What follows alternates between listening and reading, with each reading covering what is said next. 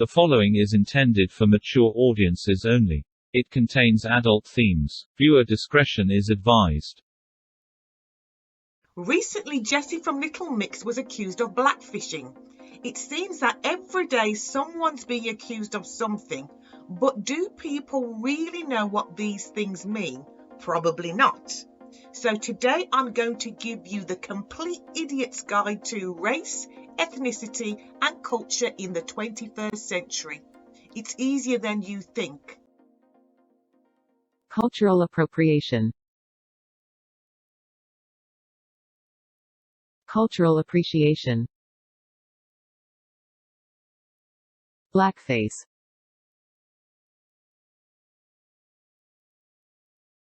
Blackfishing. Transracial.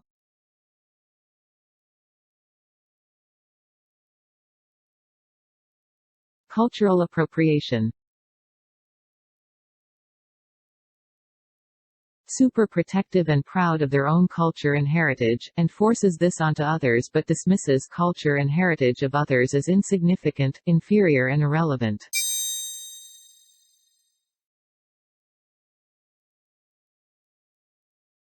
%100 of the information I learnt about Indigenous Americans or First Nation people came via Europeans.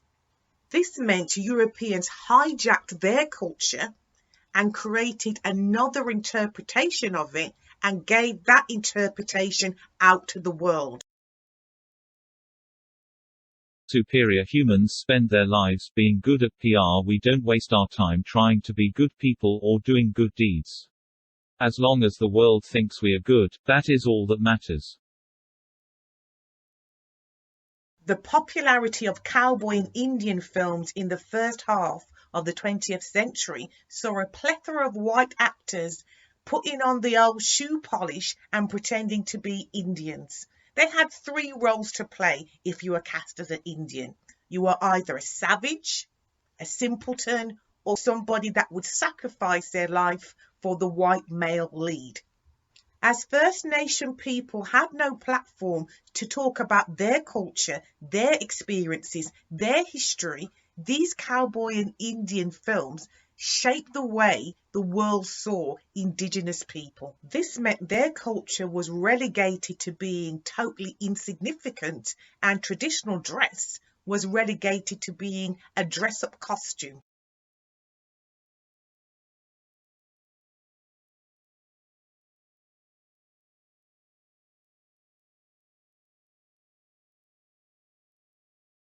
The story of African slaves and Europeans is very similar to the Indigenous people and Europeans. I go into more details in another video, please watch that.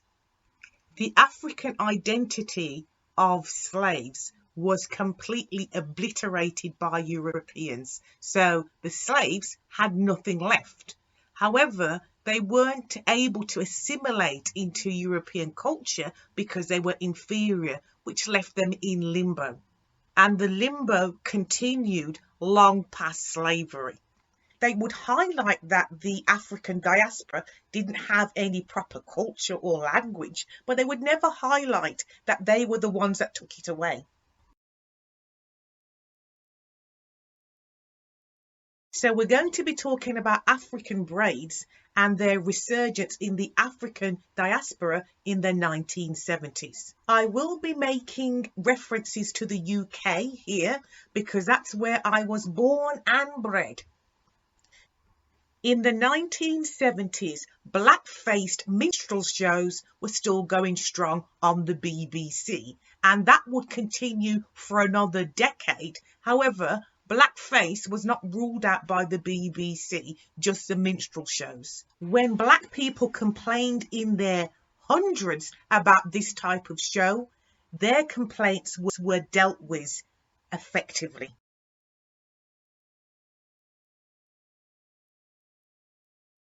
The Rolling Stones were able to sing Brown Sugar in 1971 on the BBC, and decades after, because it was unapologetically from the white male slaver's perspective, and it would not upset the white mainstream audience. And when black people complained about the subject matter, their complaints were dealt with effectively.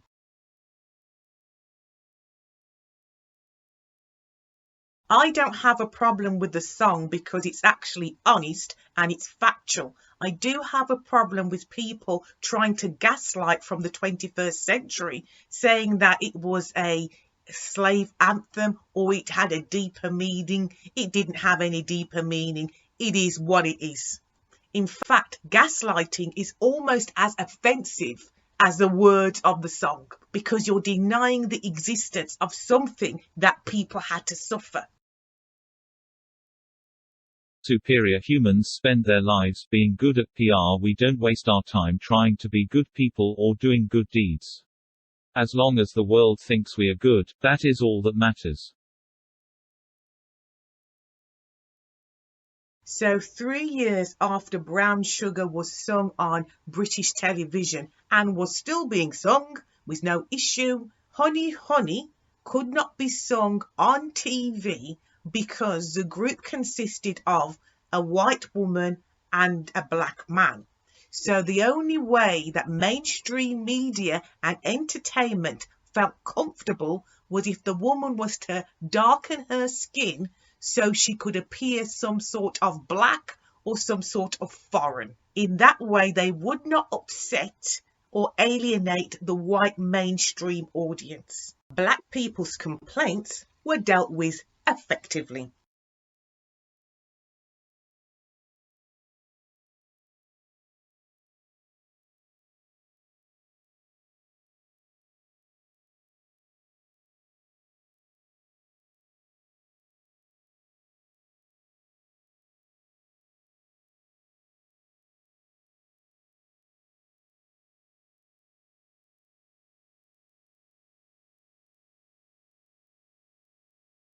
Life was no better for little black children growing up at this time. Black baby dolls were not mass produced until the late 1960s, and you would have to wait till the 1980s until you could get your first black Barbie.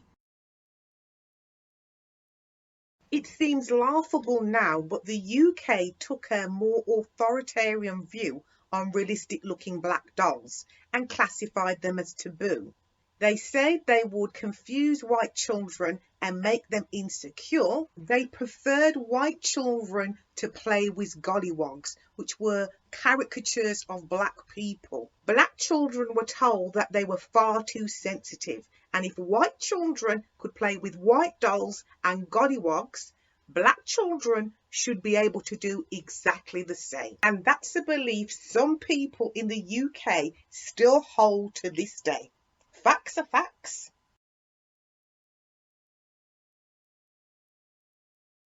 Sick of the double standards, the double speak, the double talk, the gaslighting, the manipulation, the African diaspora began to investigate and embrace the African culture and heritage, which was formerly labelled as taboo by the white Europeans.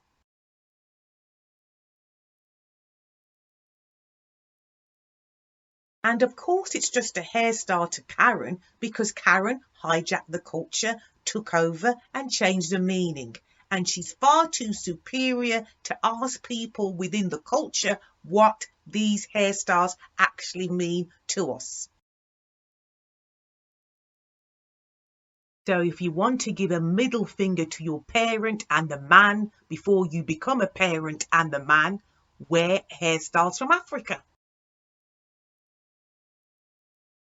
If you are white and you want to tell the world that you are ghetto, you've been to prison, you are flexing, you have some kind of antisocial lifestyle, wear hairstyles from Africa.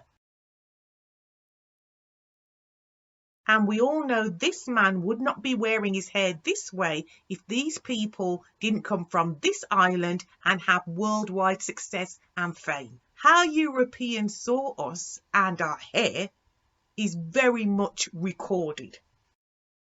While my Alabama mammy plays bridge all night, way down sexy swinging low, sweet chariot. Come on, come on, come on, carry me home.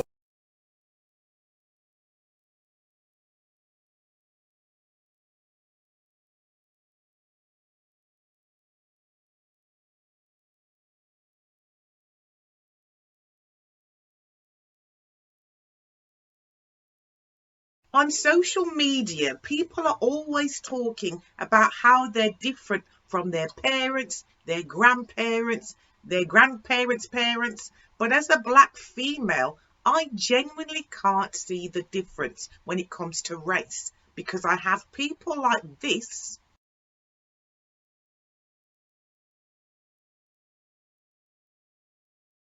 talk to me on all matters about race like they were these people.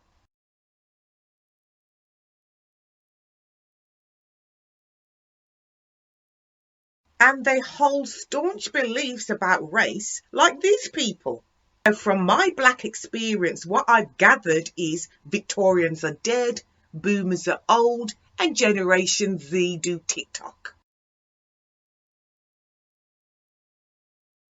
If you look in the mirror and you are a white man, why are you pushing this young black girl out the way and telling the world how she feels? Why are you shouting down these ladies, elbowing them out the way, so you can tell the world what they are thinking? And why do you think the world needs to know about their experiences through your eyes?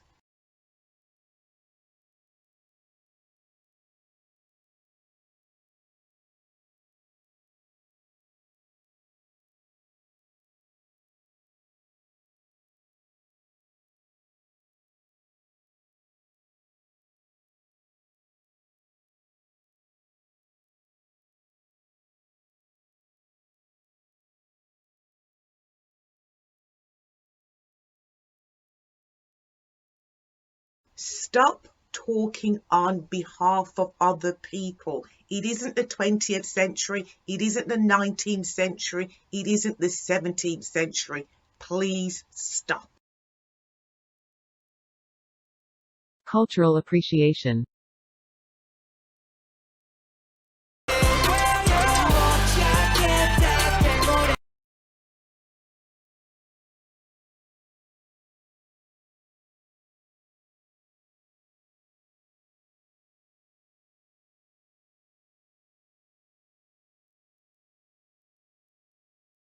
How people wish to represent their own culture to the world is none of your business.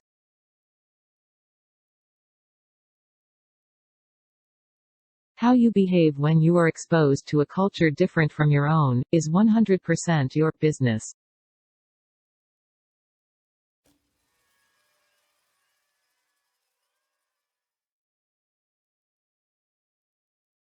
Cultural appreciation is super easy to do. You keep the narrative within the culture. You don't hijack it and put yourself in as a spokesperson. You respect the culture. You educate yourself from the people within the culture and you uplift that culture.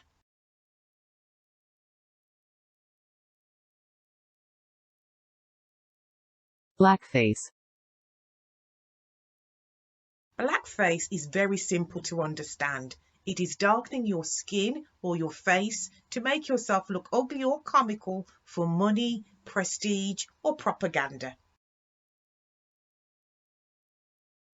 Now, don't get it twisted and create a straw man's argument. I don't consider everybody that darkens their skin to be doing blackface. John Howard Griffin, the author of Black Like Me, went undercover to investigate racism. He wasn't doing blackface, he was in disguise. And the singer in Sweet Dreams, her skin was darkened because of racism. So I don't put her in the same category of other people doing blackface.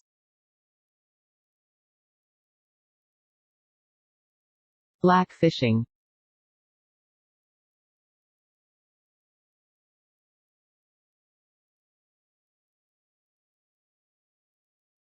Blackfishing is very modern day behaviour. It is darkening your skin so you look or could pass for a black person or a person of colour.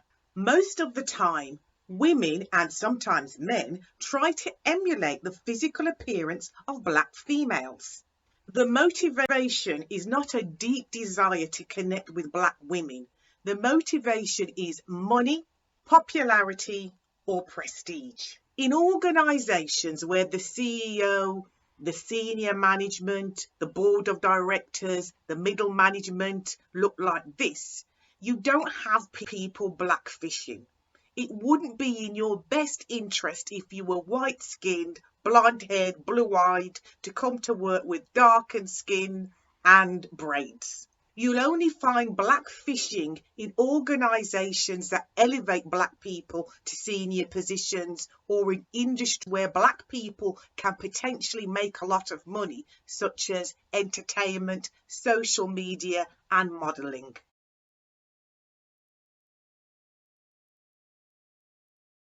You won't find anybody blackfishing here, here, here, here, and you'll be absolutely crazy if you think anybody's gonna blackfish to live here. What all people that blackfish want is the high life that is available to a small minority of black people on the planet. They don't want to blend in, they don't want to fit in, they just see it as a means to earning money. Transracial. Transracial is a word that's been bandied around recently, but it doesn't actually exist, and I'll show you why. When people think of someone who has changed their race, they automatically think of Michael Jackson. But Michael Jackson never changed his race. He only ever changed his appearance. There are 3 reasons why Michael Jackson wasn't transracial or changed his race. 1, he knew being someone of African descent, he could never be accepted as a European. 2, he never ever said he was a white man. And 3, most importantly, he was addicted to cosmetic surgery and changing his appearance.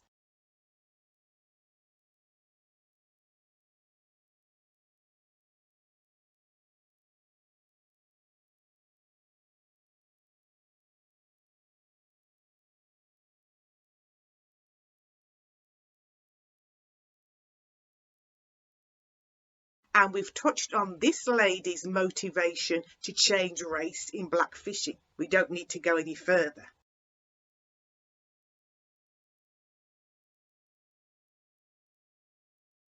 I've heard the silly comparison between transgender and transracial, but that's just foolish because the motivation for being transgender is completely different.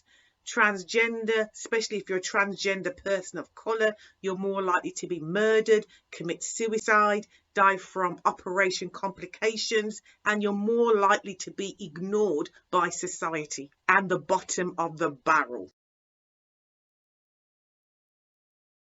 So let's debunk 2 high-profile people who claim to be transracial or have changed their race. We're going to start with Oli London. Unhappy since I was a teenager. I used to get teased at school, I used to get bullied, and I moved to Korea in 2013 and I fell in love with K-pop, fell in love with BTS, but it was Jimin in particular that became my absolute obsession. So I don't know, I've just never been happy with the way I looked. I was always insecure, so I thought, let me change myself, and now, it's given me so much happiness. I understand him completely. I am from the same country. I am a dark-skinned female, and I've spent most of my adulthood and all of my childhood being attacked on my physical appearance and being attacked further for not accepting that I am inferior. I understand what bullying feels like. I understand what it feels like to be hated.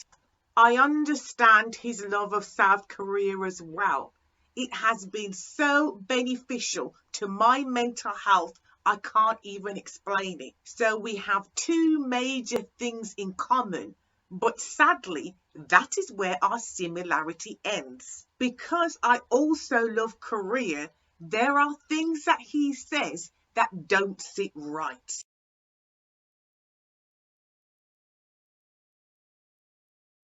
I've been a K-pop fan since Sex Kiss and Jinu and Shaw, so that's a long time.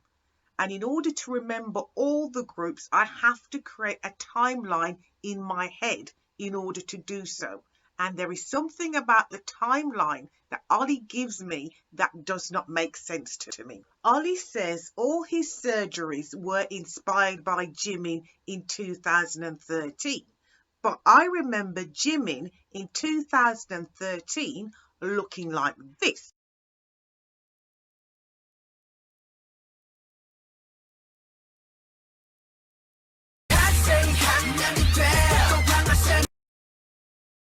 BTS was a K-hip-hop group from a small agency, and as somebody who used to watch all the variety shows, all the idol shows, all the light entertainment shows, I just didn't see a lot of BTS in the early days. I have to wonder what shows Oli was watching that I wasn't watching to see BTS all the time to be influenced by Jimin, because he doesn't strike me as somebody into K-hip-hop. More importantly, Oli's surgery does not look like it was ever based on Jimin's teenage or young adult face.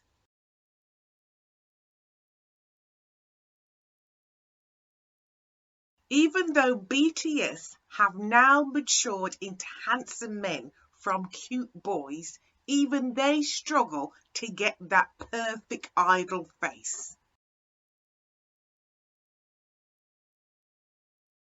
But on my timeline, there was someone who had a perfect idol face back in 2013. He was one of the most famous K-pop idols in Korea and one of the most famous K-pop idols throughout the world. And that was G-Dragon, or GD. GD.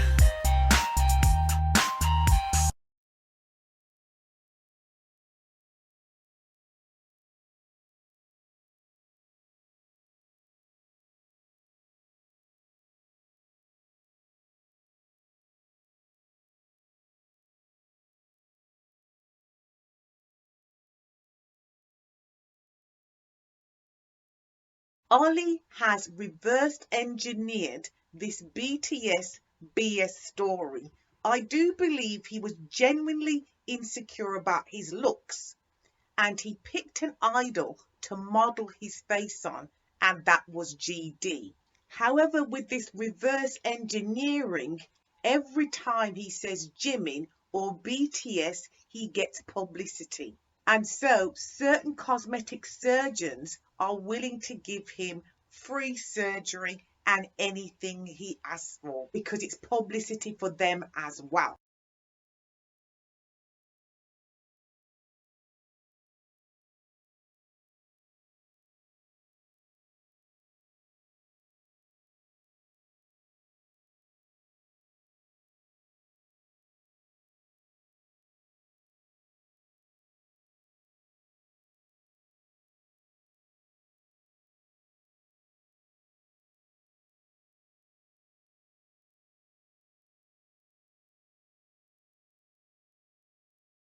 Like the people who blackfish, Oli does not want to blend in with the majority of Korean people. He wants to stand out like an idol. An idol's face is only available to the minority of the population, and that is why they are idols. So for someone to say, I am one of you, but I don't want to look like the majority of you, is insulting to the people. I genuinely think that he does love idols' faces. I genuinely think he does love Korean surgery, but because of the view that he wants to be a Korean, but a Korean idol, he does not love the majority of the Korean people. And that is the reason why this transracial Korean nonsense is just that. It is complete, utter BS.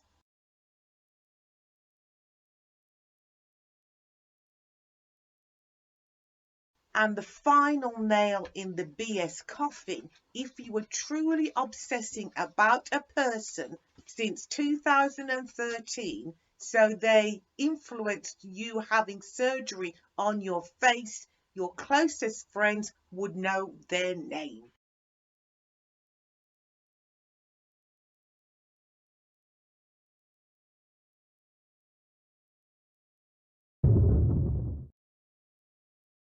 Oli, much like Michael Jackson, is addicted to cosmetic surgery and body modification, and he will say absolutely anything to get cosmetic surgery. The transracial thing is just a means to an end.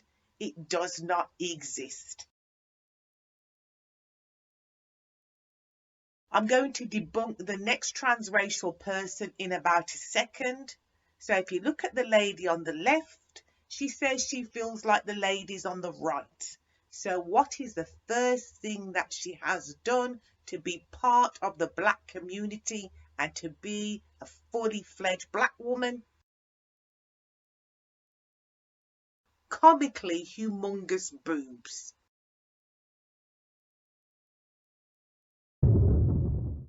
It should be obvious to a child of 5 that this lady has an obsession with changing her appearance, and she will say and do anything to get operations. Like Oli, she will never be able to blend in with the community she says she's a part of because of her outlandish appearance that is not representative of anybody within that community.